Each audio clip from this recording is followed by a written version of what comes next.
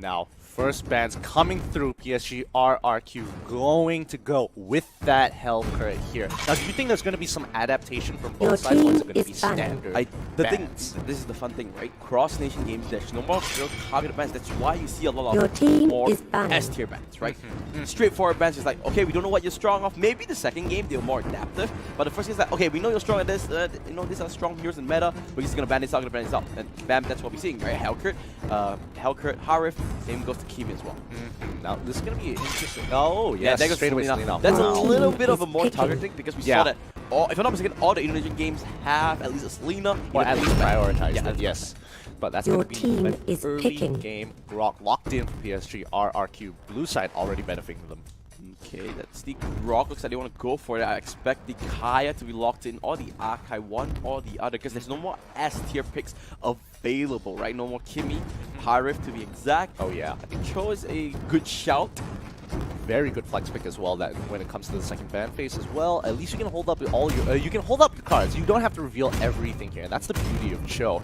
So locking in Cho, pretty decent. And Kaya as well. There it is. So, you know, Cho Your like to set flex team pick, is and flex picks are really picking. good. You can throw people off. We'll see what PSG has. The Lunox that locks in straight away, and Archive. Solid picks Your from team is PSG picking. RRQ, but it has shown time and time again, EVOS Singapore, they do not prioritize that Lunox. They prefer Harley because maybe Bambi feels like they are more versatile.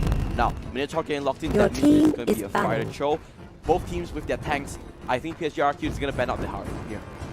Yeah, that would probably be a really smart pick to get rid of Harley. I mean, in terms of mages, you might as well knock them down a notch just so that you go for the suboptimal ones, even though they still can make an impact and they're actually kind of difficult to deal with it. I mean, Gushin will still be on the table. I don't think EVOS wants to ban it out for the double mage composition, but we're just going to have to see how they want to play this out. The more important thing is whether EVOS want to lock in the Leo more early on or not. Yeah, that's the Harley ban. Coming Your in, like I team said. is Do you banned. think they might ban out the Damus and play the Leo mod? No, I mean they won't Potentially. ban the, why would they play the Leo mod? No, They already have, ban out the Theothamos and then pick Leo more for themselves. I mean they already have the fighter show. So Could be. It could be a double fighter composition. It comes out here. Okay, we have a bit of time. I have this really cool fun fact. If you look at Tuturu's name, right, that's actually the full name of PSG RRQ. It's PSG RRQ 02. Because O2 is their sponsor. I just want to say this once because it's a super long name. So the full name of their team All right, is here we go. Paris Your team Saint-Germain, is picking. Rex Rickham Kren, Oxygen. It's actually a lot of syllables. Yeah, that's a lot of syllables. I just did, you know what? PSG RRQ, I just did you a really good favor. I Yeah. did your full branding there. Full branding. But Claude getting banned out because they do not want to give that over to Tuturu and picking up Your the other team S tier is marksman, picking. which is the carry. Pretty standard. They could have done one or the other. Looks like So was saying that I wanted to carry more than Claude. That's true. That is true. PSG RRQ going to be locking in the Thanos as well as the Lancelot. Solid picks, solid Your picks. A lot team of is fighters here, picking. and that Tuturu. I think Tuturu will be playing that Thamus. He has been picked. He picked that yesterday as well. So there is a lot of strong picks. Now going on, last one. Ace, what do you think they're going for? They need a mage here, Kagura. No, it is going to be a Gushin. Oh boy, Bambi.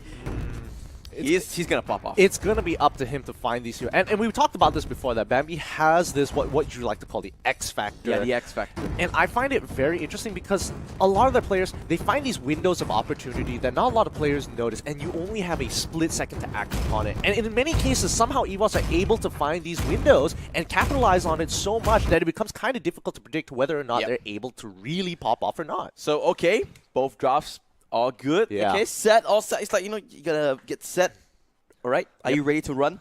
Yeah, Are you I'm ready to run. But who do you think has the better draft? Who are you preferring here? I am slightly leaning towards...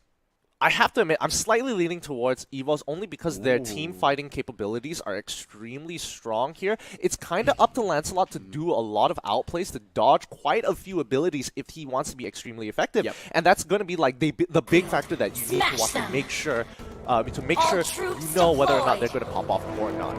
Yep, but that is it because this is the game. PSG RRQ against EVOS SG. And guess what? It's an elimination game to boot. All stakes are on deck. It's like they are going to start things up slow and steady here. PSG RRQ, Yep, I am Jago on that Lancelot. Same goes to probably playing that down as well. Nothing different. Yeah, nothing different on the starts. They're going for a very standard. Because I mean, I remember yesterday when they were up against Bigatron, the first game was super sloppy. So hopefully this isn't the same case here, and they are just back up to form and they're ready to take on PSG RRQ because we know that these guys are super consistent. Also, Guru wants to go for the steal. Does he get it? I don't think he did. Because he's still only level 2, but 2 members of PSG RRQ is here. Now, I think they have grab on the top side. The bottom side crab getting contested as well. I think it's just going to be a trap trade.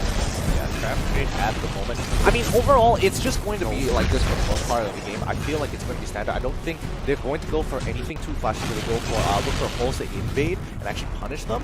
Because it looks like they're doing exactly what they want to do. EVOS do find a slight hole. Hopefully they can take this out without being noticed. Yes, they do on the bottom side with Gushing picking up one of the camps and is still able to go to mid lane. Slight EXP, but always good, especially if you are the mid laner. Yeah, I just want to remind all the viewers that we know about the sound issue because there's actually no sound. We are trying to fix it ASAP, so just bear with us. We apologize for it. You know, people in the start off. Hopefully there's no more issue. Oh, I am Jago does get caught up. The Thorn knows is there. First resurrecting soon. And guess what? Straight away. Actually, Potatoes playing with Gushing. Yeah, that's actually kind of different. That gives Bambi a lot of options. Ooh! The flex pick coming through. This is Bambi's show. Yeah, this is Bambi's show, and again, that X Factor might be right here, right now. Oh my plays! The flicker, Jig could not knock up, but now they have overstepped their bounds a little bit, and they go down 2-2. The kill score. Now, I just got an update. We unfortunately will not be able to fix until after the game, so very much for game 1, but game 2 it will be fixed. No worries about that. But with that being said, let's go back to the game. DGR kill, got the kills. Looks like they are going to go on.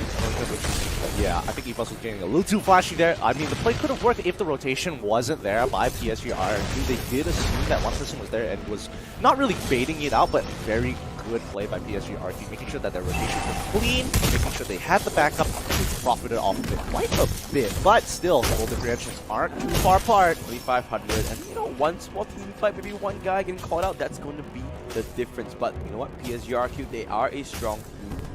Maybe that small little difference is enough to make them like a big gap. Yeah, we'll just have to see, but I'm really interested to see how Bambi is going to be playing on this show here, because he's going to have to be 2v1ing for the most part of the game. What's happening on the bot side? Bambi, he's actually pretty low, he goes down. Ooh, just as I say it as well. Yeah, 2v1 is pretty hard to play around, but we can see Gushing and Kaya slowly making their way to the bottom side. They do not want to give each other up for free. Potato doesn't have the rest of the get stunned up, and oh, Giant Jago gets it, but oh, they got James instead. Top side as well. Wow. Good trades. RRQ dropping down a couple of members here and there, but they are losing a lot of them. Yeah, but also on the top side of the map, JPL does go down, which, I mean, the moment you lose your support, and as well as the 2v1, especially if you are the carry, there's not too much you can do. But PSG RRQ already down off with a 1,000 gold lead. But you know, if you talk about this, there's a lot of fights here. PSG RRQ, Lemon trying to salvage a fast first hit. Salt is online, trying to spam it out. Everyone's really low. Ace, he's super low. He's trying to get away. He should be safe for now. He will be able to walk away. Looks like PSG RRQ, they're not looking for a dive. EVOS is just going to concede this turret and let them walk away with shots. Now, people might be thinking, oh, they're getting objectives, they're clearly getting far ahead, but you have to remember that Potato, as of right now, he's got 3 kills on him in comparison to the rest of PSG RRQ. Oh, luckily Bambi was able to get out of that with got 3. He should be able to defend the turret. And yeah, when you're funneling so much gold into Potato, he's going to be the playmaker, he's going to be the one who's going to decide how it's going to work. So getting caught out, but mid lane, that's going to be a huge one. Do they want to go for it? Here comes the wild shot. JPL already very low. He does have the great from, but he's in turret range. He's tanking the turret all his while. He goes down just like that, but oh, they're not done it. You can see Kaya using the Divine General trying to drag it and pull Potato down to safety, but was not able to do so. PSG RRQ starting their ignitions, putting it into second gear already. Yeah, and you can tell PSG RRQ are just outclassing the Silence, punishing them for like the most minuscule of mistakes, and the moment they get that solo queue, rotations are so easy, and they profit again in the mid lane, knocking out so many members. This is not looking good for EVOS. Yeah, PSG RRQ working like a well-refined clock. They went to take the mid turret and then took that little small turtle. You know what? Why not grab a buff of EVOS? this is honestly, it's kind of difficult for EVOS to transverse the map now that they've lost all their tier 1s. This allows PSG RRQ to easily take jungle camps whenever they want. They can pressure them off of a lot of areas because there's too many blind spots to really protect themselves when you don't have the guardian tower of the tower itself to protect you. Yep. Bambi at the moment, very safe. He's 1-2-1. He's not doing any mistakes, but the thing is that he's being, I guess, restricted, suppressed because they're putting so much emphasis on controlling top lane. PSG RRQ gonna take another turret. The rotations from this Indonesian team is just so fast. Yeah, I don't think EVOS is able to keep up. They have to concede a lot of these objectives here. They can't really force these 5 sets, especially since JPL doesn't have all. Oh no. Gonna go down.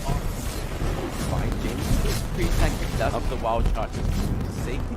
But the thing about it is that Soul, he needs more time, and Bambi one more time, getting focused by the entirety of PSG RRQ. Flicker straight out this time. He managed to stay alive, but mid lane, you can see every single time we are on PSG RRQ, they are the ones pressuring EVOS back into the tower. Yeah, and this is where James is really going to have the time of his life because of his inbuilt stats, because of the way Rock is. His early game with a bit of a lead can already pressure a lot of the EVOS members out of their jungle if they decide to try and take a buff or try and find some kind of gold. One more time, Divine Judgment, it does come true in the bottom lane. They do queue off to Turu. They want to go for more, but Potato leaving with the skin of his team. Sorry, but they do get one kill, but the pressure is just Resurrecting soon. I'm guessing that Turtle.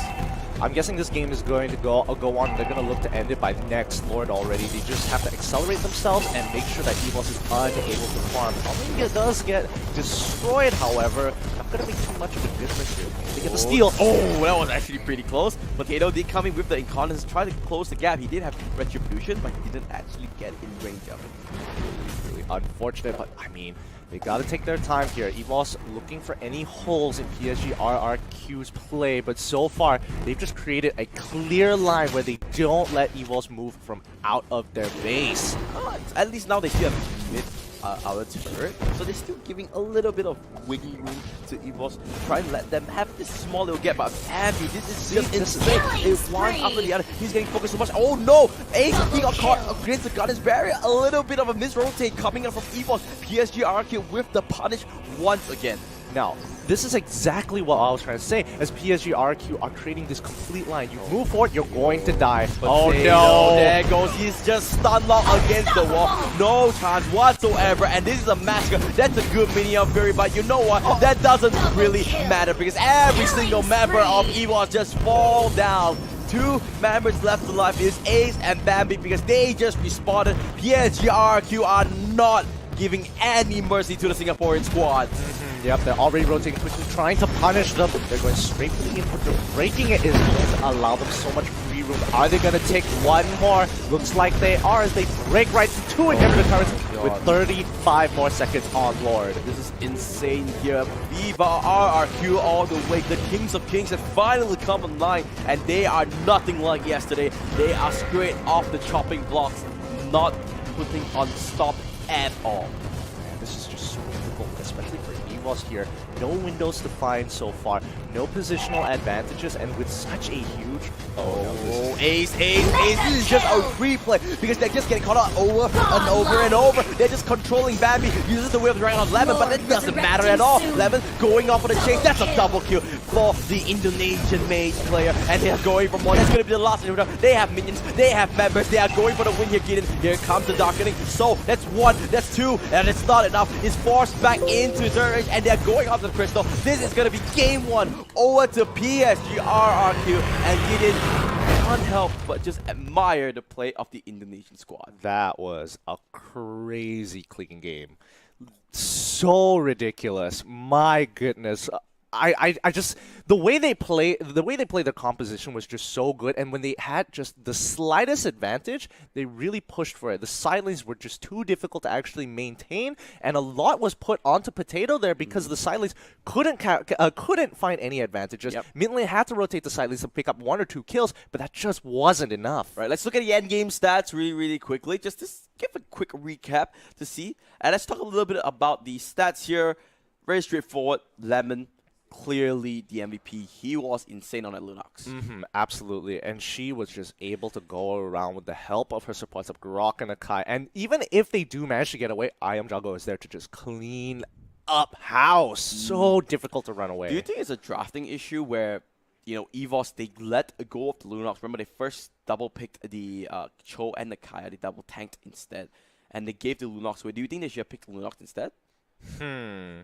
I'm not. Well, I don't necessarily think that Lunox was exactly the greatest thing in the world for them.